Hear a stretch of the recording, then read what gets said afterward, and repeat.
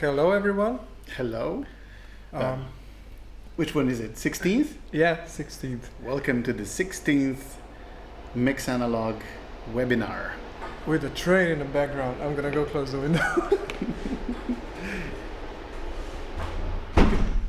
We could make a bloopers edition at some point with all of these accidents. Yeah. Me running behind a computer and doing shit.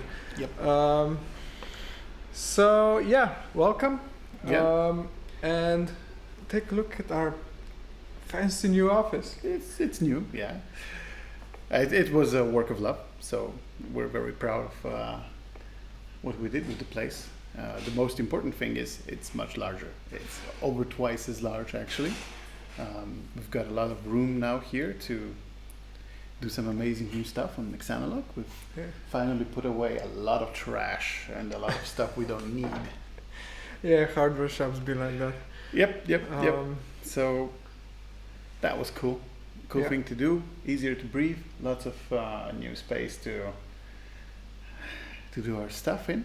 And I think that the best is yet to come because all the production rack, as we call it, so the rack of the analog gear and both tape machines, yes, both, are moving right here. Yeah. Behind us, when all the When we move preparations that stuff and as well, we will talk about it a bit later. We've got a whole, like from here on to the end of a wall over there is a space that's reserved just for the gear. And so this gear will share the same space as we do. And that means if something goes wrong, then we can just go and fix it immediately. Yeah, that was kind of one of the main reasons is to have the gear at hand.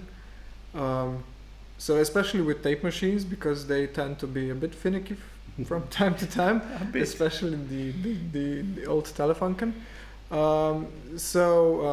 If whatever goes wrong, or if some of the current users have any concerns or complaints or whatever, one of us is literally a few steps away.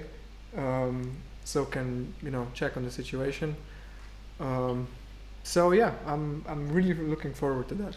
I think though that we jumped the gun a bit. It's it's nice that we started talking about this new place, but I think if there's anyone new, first we should tell everyone what this is all about, or you watching anyway. Yeah. So this webinar is an opportunity for us, the people behind Mix Analog, the online access to analog gear project, to talk about what's new in the past 14 days with us, and to answer any of your questions or get a hold of any of your suggestions. So if you have some suggestions or questions, just write them down in the chat and we'll address them. We'll be reading them every now and then. Yeah, if you see any of us looking that way, and we both have glasses, so we probably make funny faces. That means we're looking for your comments, and we'll be checking at least semi-regularly if there's any new questions or comments, and we'll address them if that's the case. Yeah, so that's how it works. We'll be talking about what's new, and you guys write down any questions or suggestions that you might have. Any bug reports or anything, we'll address that during the webinar. And with that out of the way,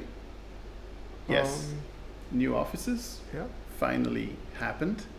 We've been struggling with space for some time now, but this is much nicer. Do we actually have some way to show around? I was thinking about that, it's but not going to be perfect, but at least maybe to get an impression. Yeah, the stuff is dangling off my laptop. I just hope that this... then maybe we can just post a 360 afterwards. And could do. Okay, there will be a 360 in the description below I'm when we figure out how to do it. Yeah, I'm just afraid that the stream would simply cut out because of the the USB hub and everything losing connection. Yeah. I don't want to move stuff around while we're streaming. But yeah, we'll give you a picture at least on the Facebook page, if nowhere else. Definitely here as well. All right. What else have we So prepared? now that everyone knows that we're finally in the new office, you've been working your ass off for the I last have been. 3 weeks, I guess. It's been already. Yeah.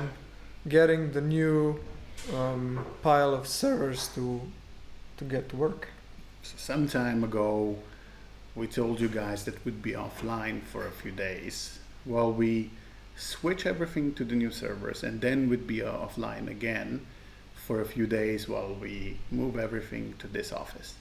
Now, the first part got a bit complicated, and the second part actually isn't so complicated as we thought. So we kind of merged the two. I mean, we'll still be moving stuff on the servers first and then moving everything physically here, but the second part is not going to take days. Unfortunately, the first part is taking weeks instead of, just 1 week or so.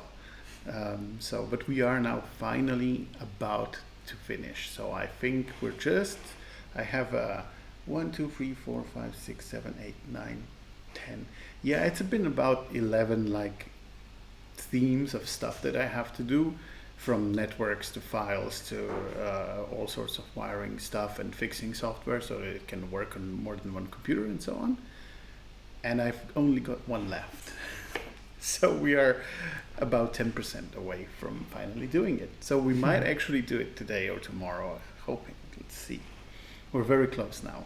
We're still, to do it perfectly, we still need one more USB card, which is about to come, I believe, Friday, and it's Wednesday today. So, but I think for test we can do it without that, and then to actually move everything for sure and tear down the old stuff, that would be end of this week.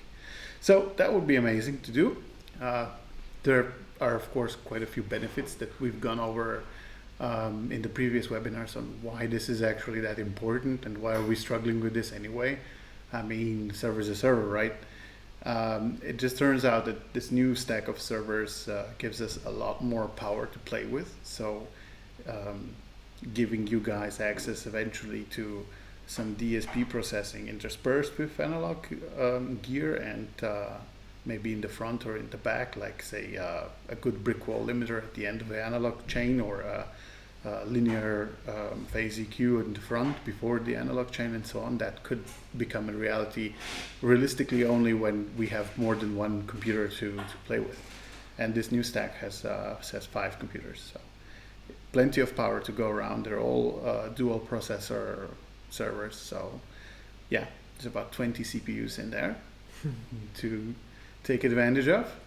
And aside from that, these 5 servers have a brand new internet connection that goes one layer further into the ISP than the current one. So there's one router less in between us and the internet, which actually makes a huge difference.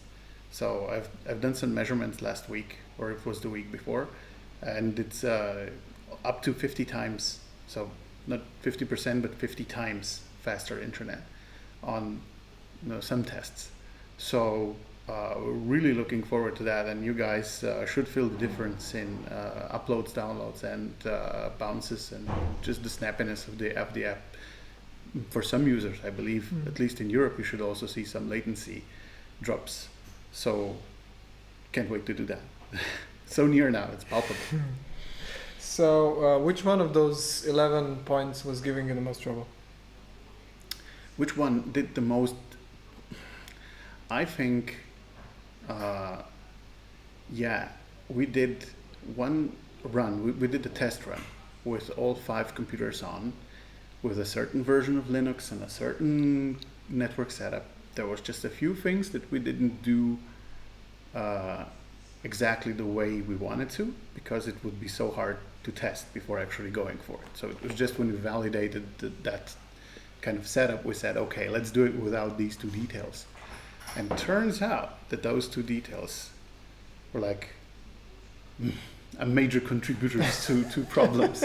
So once we did it, okay, so then we said, yeah, okay, so this is really working, this is great, let's do it like this. And then we did it like that and added the 2 more details. One of them was bumping, so virtualizing the Kubernetes system that we have. doesn't really matter what that means, but that combined with a virtualized router, that took a lot more than we thought it would. But I'm super happy with the way it's turning out. I mean, this now really gives us the flexibility to just add more servers if there's more need, and mix and match Windows and Linux servers if we need to. So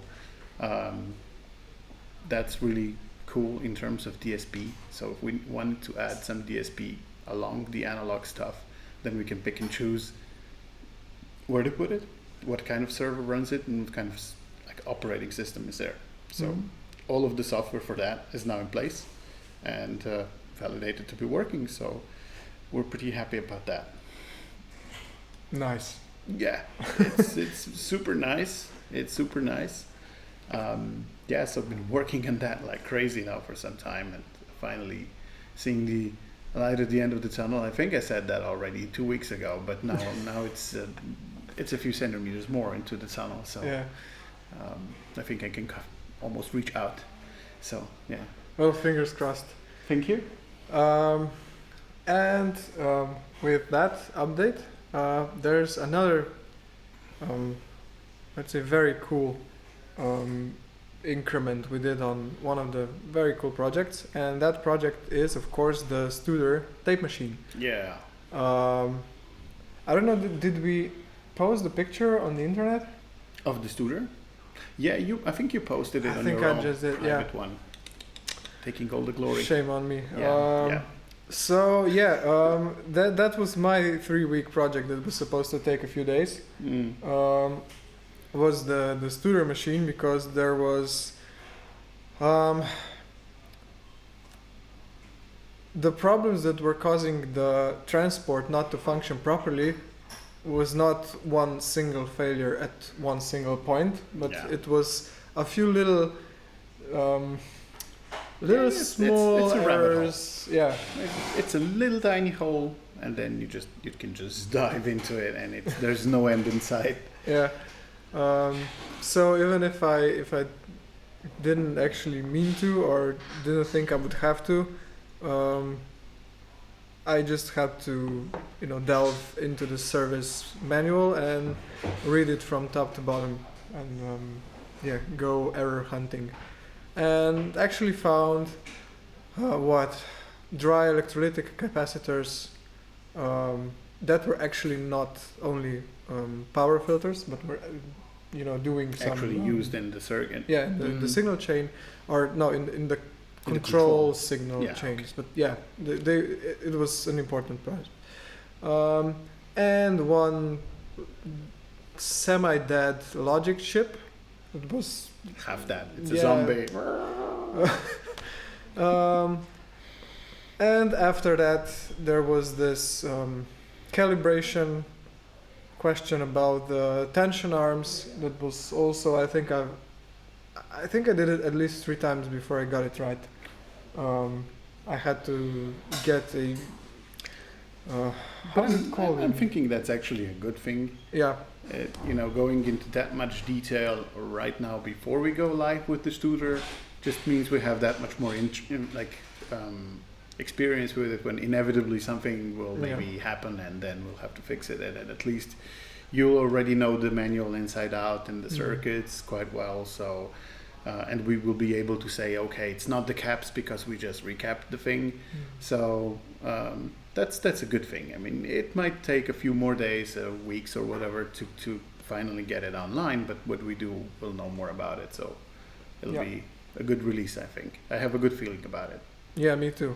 Especially after today, because I've been sitting, I think, for hours it was. Yeah, for hours. I think it was 2 hours approximately behind the machine and just tuning all the bias and the biases and recording amps and repro amps and equalization curves and all that, because it's digitally controlled analog tape machine, but it was kind of not a thing to really talk about, I guess, when it came out. Yeah. But yeah, it's actually a serious computer inside that machine that controls the all those parameters. So all the EQs, all the levels, all the biases for each recording speed individually. So I went through 30 IPS, 15 IPS, and 7.5 IPS, and calibrated everything.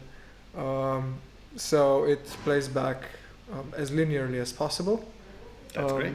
For starters. So now we have a starting point, and I can say it really is a wonderful machine, because it allows enough headroom.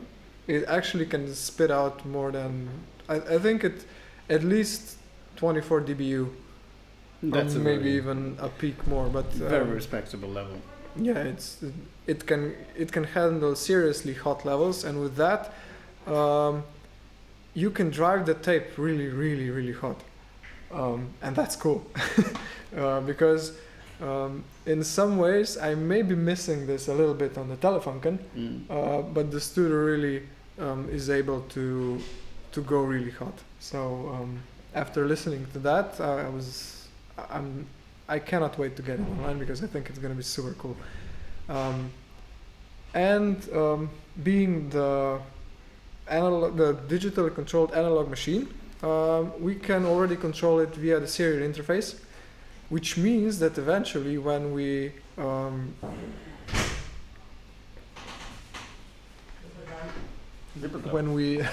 when we finish the new graphics, the new GUI, we will give you the option to adjust all the parameters, so the recording EQ and recording bias and reproduction EQ from the front panel, from the GUI. So practically it's going to be just like using a software plugin, but you'll be actually controlling a real tape machine. Yeah. So it's got quite a few options. The onboard computer has a lot of hidden gems of what you can control and what you can modify. So at start, we're just gonna have it very simple, like the Telefunken tape machine. So it'll just be able to record and stop and rewind, and that's it. But in the next releases of updates of the Studer, then we will add stuff like different tape speeds and biases. At least that. Yeah. So the good news is that we can already change that from the serial interface. So and the computer allows for that, the onboard computer. So what's left now is to unleash this in its current form on you guys. See what you guys think, hear some of your feedback, and then we'll see when we can do the biases and the tape speeds. At least that. And if for those of you that are watching now or are probably going to watch this afterwards, so not live, but so just found this video on YouTube, I would invite you to write in the comments on how much control would you actually want to have on a interface for a tape machine. Is this more in line like a preset, so bias normal, bias high, bias low, and presets with the EQ settings, or would you like really in-depth discrete controls with the same resolution as the machine provides? Because it can get extremely technical. I mean, you could then there's at least 9 parameters per speed. So I'd assume. Yeah. So it would be a lot of knobs. But if you guys want that and you think that would be the best creative option for you, then let us know, and we'll see if we can figure that out. I think most plugins these days have free speeds, free biases, and you just pick a combination you like. Yeah. So hot, cold, neutral, and I don't know, 15, 7.5, and 30. And we have one question from Slasher. Slasher is saying, it would be nice if you have a way to send more input signal without clipping the sound. So we've got that done on the Telefunken, right? We've got an analog makeup gain section in front of the Telefunken, but after the DA. So if you use that, then you're boosting the signal from the DA and into the tape. So obviously that could clip the op amps in the volume control, but it will allow you to exceed the output of the DA. Yeah. Actually, I would ask if this is concerning one specific product, or would you just like to see all the available boxes or all the available products be able to receive and send more analog level? So I think it's a question of converter reference in a way. I guess. I mean, yeah, of course, because if you change the converter reference, then you've effectively done the same thing as boosting the signal afterwards. So, I mean, after the DA section, you're not really going to get a much different result, I think, as if you've just changed the trimmers on the burl. Yeah, that's what I was thinking about. Yeah. So, we were. So let's delve a bit into history. When we were setting the system up, we were playing with different reference levels of our converters to figure out which ones would fit the majority of the gear that we use best. Because we have some tube gear from like the 60s, and then there's some gear that has been, I don't know, the Studer has been made in what, 70s? No, it was later, right? 80s and 90s even. 80s, 90s even, yeah. So it's a quite recent machine in terms of analog stuff. And then there's stuff like the Elysia stuff that's and Bettermaker stuff that's been around for just a few years. So it's almost brand new. So how do you pick a level? Yeah. The converters can handle 24 dBu. So we started with that. And we figured out that for let's say at least the Fairchild and even for the Telefunken, or I guess it was also the VCA compressor, to get it into the sweet spot. So most of the analog machines are designed and constructed in a way that they behave best around 0 dBu. So from 0 to plus 6 dBu RMS, that's when machines are happy. And the vast majority of audio gear is designed in that way. So going for 24 dBu reference would require excessive trimming for the users who want to play it safe and want to drive gear at their nominal levels. So if you don't want to go hot, you would have to attenuate your signal before going out of the converter for 12 dB or 20 dB. And that's something people are not likely very happy to do. Yeah, it's not something that you feel good doing. It's like, okay, what am I doing wrong if I have to drop stuff that much? So yeah, in light of that, we decided to go with plus 18 dBu reference, which allows for driving the gear a bit hotter if desired, but still coincides very well with broadcast standards, which a lot of tape machines were made to. It gives you a good starting point for, I don't know, being around -10 on your master output from your DAW will probably land you in a good spot when going out on the mix analog system. So yeah, plus 18 dBu seemed like a good reference, but yeah, you can drive a lot of gear into pretty cool distortion with higher levels, but that would lock other users out from using the gear as intended. Yeah. And as we would like to use any output of the DA with any input of any analog signal so that we can route the signal around for different units, we've picked one reference level for all of the outputs and all of the inputs, instead of going, okay, the Pultecs are happy with plus 12, the Elysia gear is happy with plus 20, and so on. So this kind of good middle ground allows you to both drive hot or drive safe.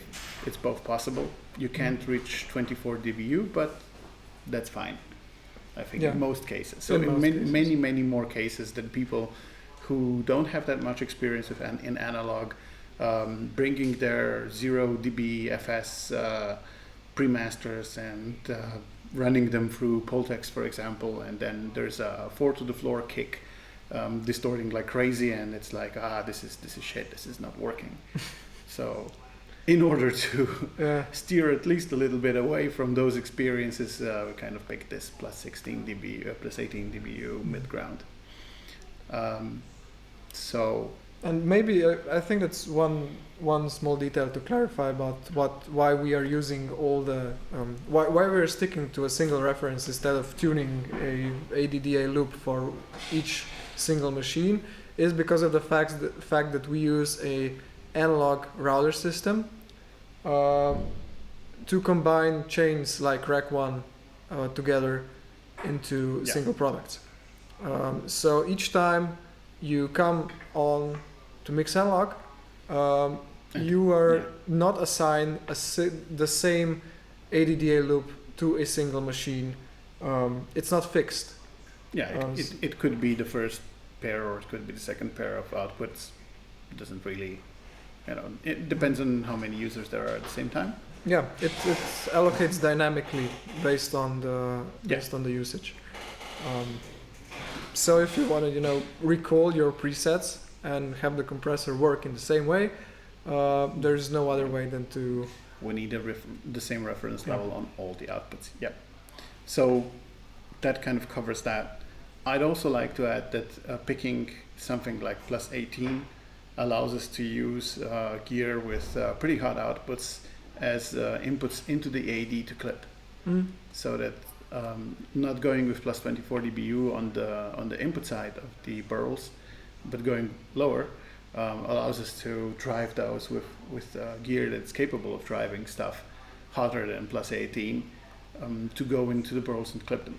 So then you can get that in most of our products, I believe, at least the modern stuff and the Rack 1, of course.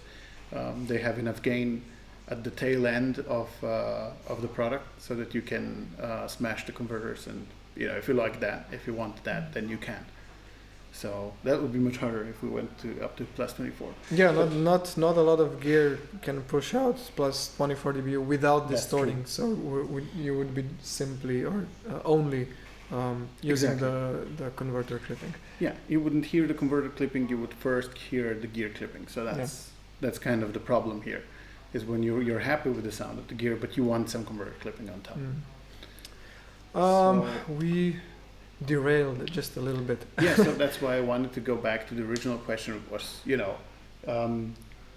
if we could send more input signal without clipping the sound.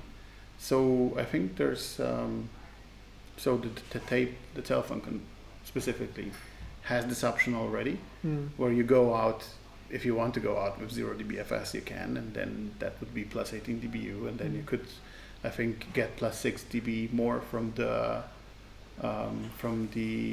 analog volume unit after it. I'm not sure if you can actually get plus 6. No. I think you can get a few dB at least. Yeah. So you can get a few more dB there. Not sure. I think the hottest signal that you can get from out of the volume unit without clipping the buffer stage is plus 21.5 dBu or something like that. Not a whole world of difference, but yeah, if you're looking for those last 3 dB of drive, that's true though. That's it. You can get there, but more than that, then you're clipping actually the buffer stages in the volume unit. Okay, which is a sound in its own right. I mean, if you want that. But with material that's not peak heavy, with material that's already been a little bit limited or compressed, you will hear the tape warm up quite a bit before you're going to clip the volume bars. Yeah, and for the other products that we have, like the the Rec 1 and so on, I think there's enough gain in it already. You don't really want to load the front end. I think in the Rec 1, the first one is Pultex anyway. Yeah. Those don't really like that much level. They've been, they're old stuff. So made back when there were very different levels. But afterwards, the Fairchild can definitely. I mean, don't have the Fairchild in the Rec 1 anymore. We have the VCA. We keep forgetting that. We keep forgetting that. Because it was such a nice idea to have all of this vintage stuff in one product. But then, then it turned out that that's actually two colors for most people. So put the VCA inside, but the VCA is definitely a champ when it comes to makeup gain and spitting out a lot of level. So you can get your level there. And then you have the precision limiter that can also handle levels quite well. Quite some headroom there. I think that's it for levels. I think so. Yes, we've had quite a discussion on that. Going back to the Studer tape machine, I've been putting through some samples today, so those are going to pop up on the SoundCloud. Think so. And consequently on our blog and on our Facebook page. So stay tuned for those. So be able to download those, right? Yeah, sure, because we don't like lossy audio. Of course. And then you can put that in your DAW and try with the dry versions as well. So without tape and with tape, and then you can compare and maybe try to replicate with your own plugins and see if you can get close or better. Could be. I think that the Studer emulations are actually out there. At least many. At least for the acoustic audio, I think. I don't know. There are quite a few. Yeah. They're specifically Studer. So it shouldn't be hard to find an emulation that claims that it can do that. And by all means, try them out. Let us know what you find out. Okay. Do you want to say something? I don't think that's specifically the 812, because I think the U80 has there's 820, I think. 820. Or maybe even 800, I'm not sure. I don't know. Yeah. But the 8 series, I don't know, they're quite different, some of them, Digressing again. Yep. So shall we go to our last title for today? Last segment for today. Yeah, there are no new questions or comments or anything, so I think it's safe to say that we can ramble on. Yeah, sure. Seems that's the way it's going to be today. And this whole last segment, in a way, stems from a blog post that we published yesterday, I guess. Yeah, I think it was yesterday. And I think we just got another question. Oh yeah, there was a question indeed. Useful to have preamps and some gate to clean up noise. Yeah, I hear you. There's very nice preamps over here, the Red 47s, and I think they're just out of the picture, but there's 8 channels of Neve 1084 here as well. Those are really cool. So in terms of preamps, there's quite a lot here in the waiting line. Yeah, exactly. Let's call this the waiting room. So we'll be doing some of these, maybe all of these, not quite sure. Over the next few months, we can try to get as many as we can, and preamps would be nice. There's also a summing mixer in the works, or at least the analog stuff has been completed. We're still waiting for time and money to make it a reality, something that we can put online, and that could also work as a sort of a preamp color. Yeah, sure. So if you have a few tracks and you want to color them, but just in a sort of a line amp, mic preamp way, then that summing amp could definitely do it, because it has 3 different colors on 3 different buses. So and actually summing apps are not all that different to mic pre's. So the sound is definitely in the ballpark. Regarding gates, I think that just goes back to the DSP stuff that I've been mentioning. I don't know. I think at this stage I just do it in DSP first, and then if there were like actual still need to do it analog, then of course we'd do it analog. But gates are okay to do. Yeah, gates in digital. Gates in particular benefit hugely from DSP versions because of the look ahead. And I know that there are quite a few seriously fast analog gates out there, but they don't have look ahead. And but they sound a certain way, you know. Yeah, but that's true. The gate on the SSL desk, and the old stuff, it just sounds a certain way. It's just I don't know. I haven't heard exactly something like that. Yeah, like those. Can agree. So anyway, it would be nice to put some preamps online. We'd love to do that, and we hope that like in our current roadmap that we have, a summing mixer is not that far in the future, and in that case, you would get something similar.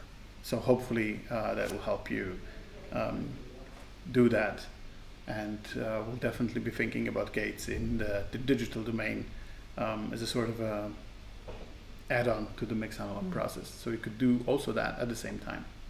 So thanks Slasher for this idea. I hope that answers your question. And with that, let's return to the thing at hand. The thing at hand. So we published sorry about that. We published a blog post about the differences amongst analog and digital processing, and why do digital emulations of analog gear usually at least sound a bit different than actual hardware. The fact being, if it sounds just different or better or worse, I would say it falls on the individual. That was not the point of that blog post. Yeah. So maybe just to sum up, I think, from the intent, because you wrote most of it. I kind of went through it and massaged it a bit, but definitely the idea kind of got from between us. And why to do this anyway? Why talk about this? The thing is, what you use to get your sound could be analog, could be digital, could be anything. That's fine. Just use what you like. Hits can be made with anything, really. There've been things that have been recorded to 4-track tape or something, and still, got a huge success and are still remembered as great records. And then there's stuff that's been almost hundreds of tracks and meticulously produced and everything, but unfortunately nobody wanted to listen to that. So what I'm saying is that success and tool does not usually go hand in hand. I mean, it can, of course, if you know what you're doing and you know why you want a certain tool and you're really good at it, then of course that's gonna influence your success. But generally speaking, we're not talking about you have to use analog to get great results. We're just saying that if there is someone out there claiming our stuff, digital stuff, is exactly indistinguishably the same as the analog stuff in Sonics, then we'd just like to tell you, okay, sure, it might be true, might not be true, but here's a list of things that could go wrong. And here's a list of things that this particular person needs to address, needs to defeat, and challenges that need to be defeated in order to actually get there. Because analog gear is not a simple physical, it's not a very simple machine. There's a lot of physics and math actually going in there through electronics. That's really, really hard to analyze. That's really hard to replicate in zeros and ones. And I think some of the people who maybe read or didn't read the article in enough detail, maybe just skimmed over it, got the impression that we were talking about the usefulness of a tool based on how it's made, when we were actually talking about comparing the technique on how the tool is made and what kind of difficulty it is to do it in one way or another, because making a really good sounding inductor EQ is a question of a few $100 and spending an evening with a soldering iron, but doing the same thing with digital code and making it work on everything from snares to bass guitars to vocals to synths and so on equally well, or in equal fashion, exactly, to produce the equal sound of the analog version. That's not going to take one evening, believe me. Yeah. So, and that's what we were talking about. Yeah. And I'll let Žiga explain maybe more technically on maybe addressing some of the critique and comments. Yeah, I think that one of the most the most serious pain point that people were getting at is about conversion. It's about AD conversion, and the fact that I think that the fact that I used the phrase that the audio is being sliced up when it's being converted, which is, I think, in a way, it's true. I still stand behind those words, because that's the definition of discrete time signal representation. Because if it's not sliced up, it's not discrete, and computers cannot handle non-discrete stuff. So it has to be discrete time slices, and thus the term sliced up. What I was not implying is that data is being lost by that, which in fact, mathematically proven, is not the case if the reconstruction of those discrete time snapshot of the signal is done in the right way. And that is supposed to be done with the sync function. So it's sinus x divided by x. And this is a funny function, to say at least, because it cannot be used in real-time systems while you are in the DSP, because it. I think I've even prepared a picture of it.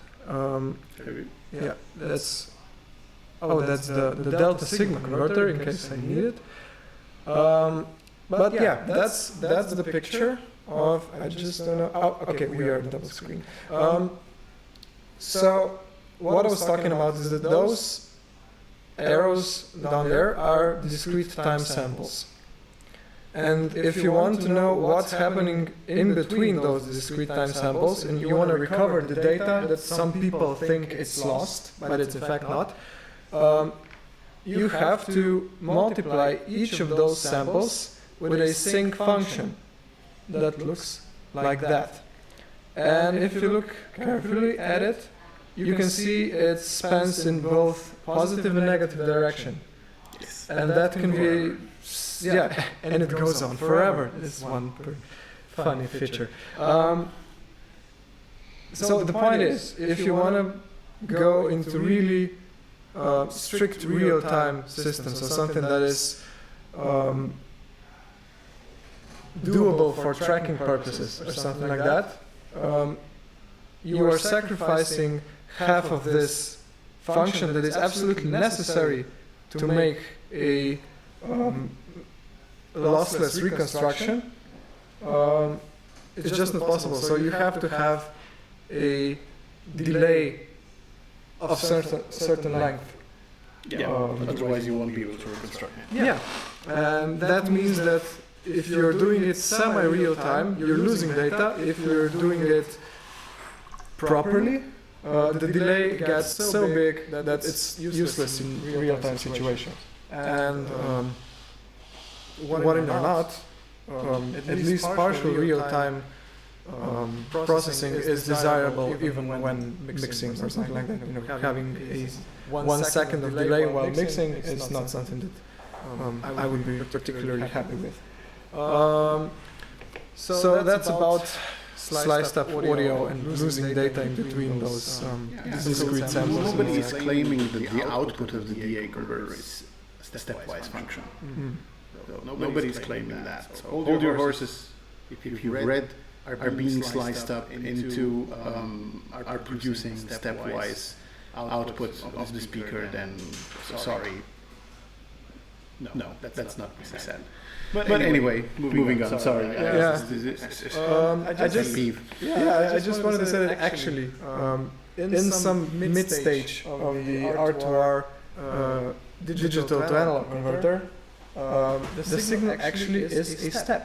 Yes, but the reconstruction filter, the part of the digital to analog converter that is actually doing this sync function reconstruction in the analog domain is filtering out the higher harmonics or the higher frequencies that constitute the rough edges or steps or what have you.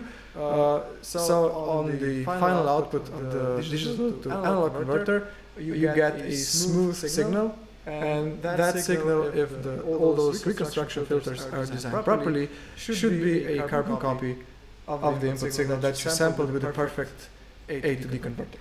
So what we meant with the number of why it's important and how many points there are, however, is the internal resolution of the DSP process, because the side effect of doing things like limiting or doing a discrete time analysis, like any sort of dynamics processing, is going to produce artifacts in a much higher frequency band. And then the best way to deal with that is to do it with many more points and then downsample. Yeah, sure. So that's all there is to it, really, that we wanted to communicate. Apparently, some people got hung up on slicing up audio. You need to slice up audio if you want to store it discretely. Yeah, actually, I think that you can reconstruct back what you had at the beginning, but you're storing sliced up stuff. Okay, that's it. Actually, this picture of the delta sigma A to D converter is the most slicing up thing you can imagine, because this is actually a 1-bit converter. So really fast theory. Delta signal converters are using very high sampling rates to make up for very little amount of bits. It actually goes to 1 bit for some of those. But they make this up with very high sampling rates, so those are in megahertz range.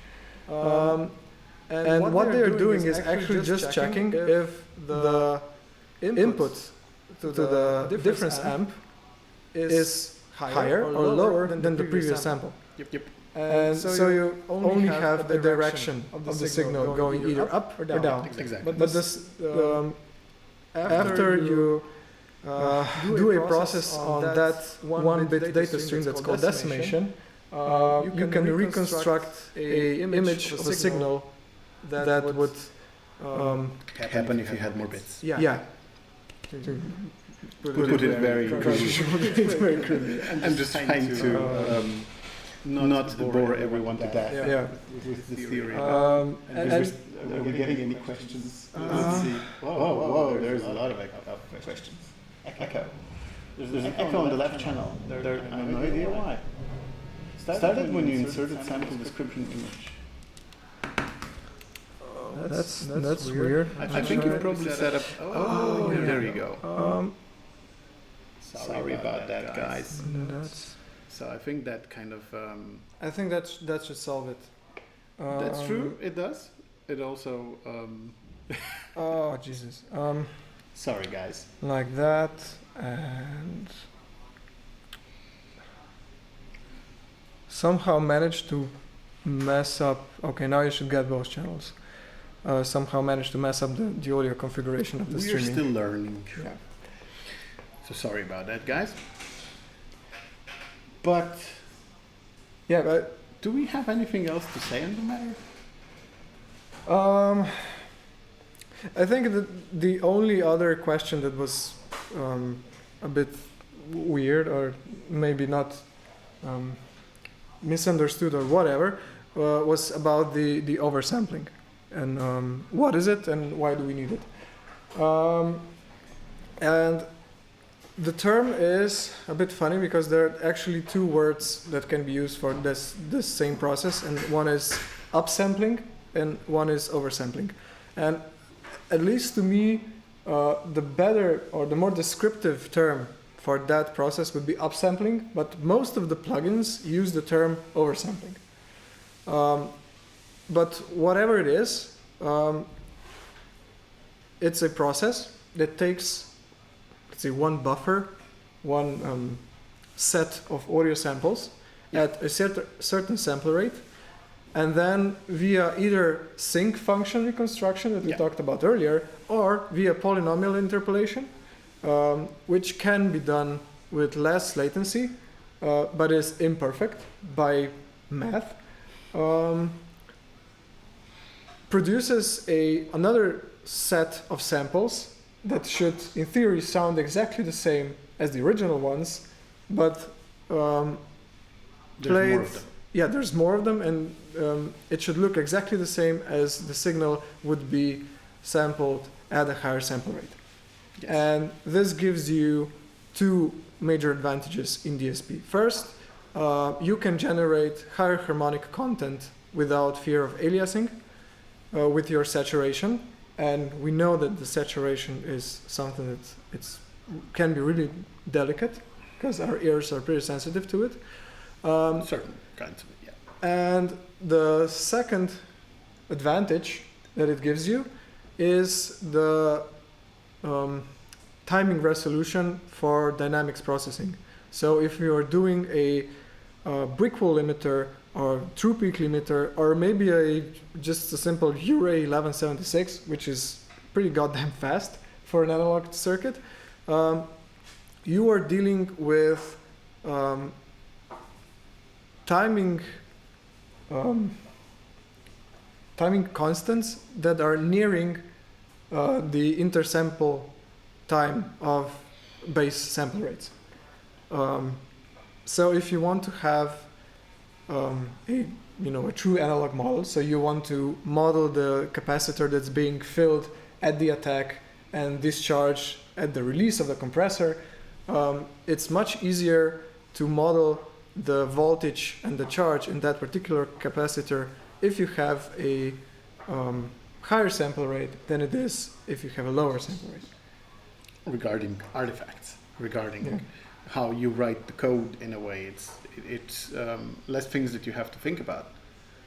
When you're doing things like you will be outputting out at, let's say, 48K, then if you're going to produce artifacts that would be one divided by 50K, for example, if your timing constants are going to be milliseconds and lower, yeah, and you're going to be modeling things like diodes, then you are certainly going to produce frequencies inside it that are going to be much higher than your Nyquist. So how do you deal with that when you're making code for the plugin? Are you just going to not deal with it? That's an option. I think back in the early 90s. But nowadays, you either are going to filter it, you're either going to write a process such that it does not produce these frequencies because you have some tricky filtering or downsampling in a way in the process itself, or you're just going to run it at a higher sample rate and then filter. So, it's easier to write the second thing. Yeah. It's just much easier. And then when you have 16 or 18 of these different kinds of processes interacting with one another, guess which one gets delivered in 6 months, which version of the plugin will get delivered in 6 months and which one will not. Yeah. So even if it's resource hungry, it still just makes so much more sense to do it with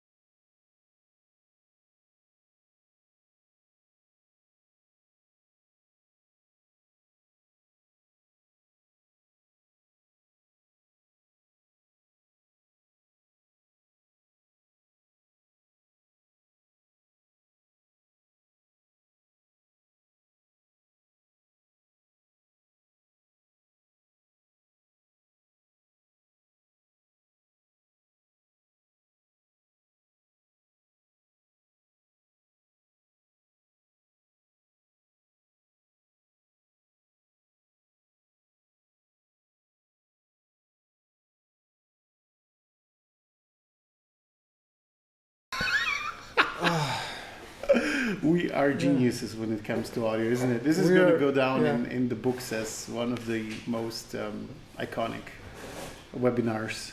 Yeah, I think we are a audio company. When we started, we said we're gonna have some bloopers done from the past 20 or so, and we'll have enough material. But I think this one's already enough on its own. It's a blooper edition, on its own. On its own, yeah. So sorry, guys. Sorry again for that. I cannot really remember what you missed, but I think nothing seriously is important that it would be worth. Yeah, so if you guys thank you. Thanks. So if you guys have any more questions about Mix Analog or any of these themes, we're happy to pick it up.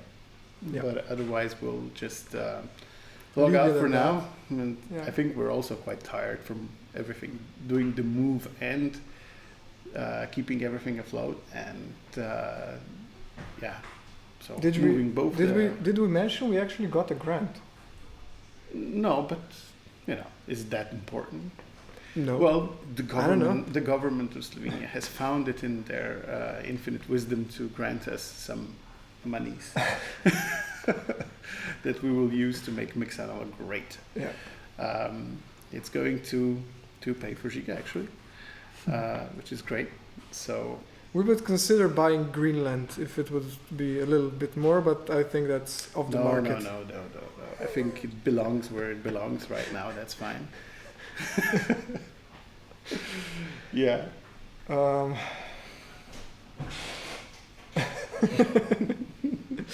right. So thanks for your patience with all the trouble we had today. Yes, thank you. You've been a wonderful audience. Yeah. And of course, if you want to talk more about, I think DSP code.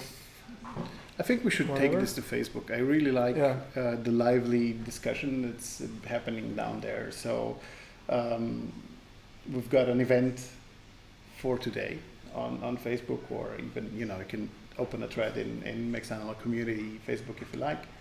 But I think this is is something that we still have some more opinions to divulge on. Maybe not live, or we'll run into another audio related blooper in no time. So we'll go back to work on Mix Analog, working on those servers, and we'll see you on Facebook or something like that, and in 14 days again on here on YouTube. Yeah. So thanks for your time. Thanks for watching, and see you in 2 weeks. Bye bye, guys. Bye. Cheers.